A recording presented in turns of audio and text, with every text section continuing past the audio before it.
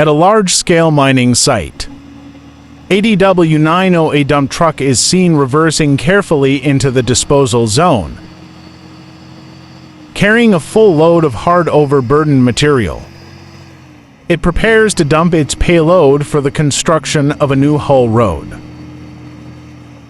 This process is essential to provide better and safer access for transport trucks operating across the mining area.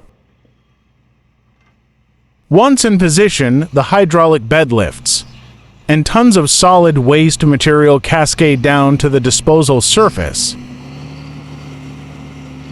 With each load, progress is made, building up stable ground that will become part of the critical infrastructure, supporting daily mining operations.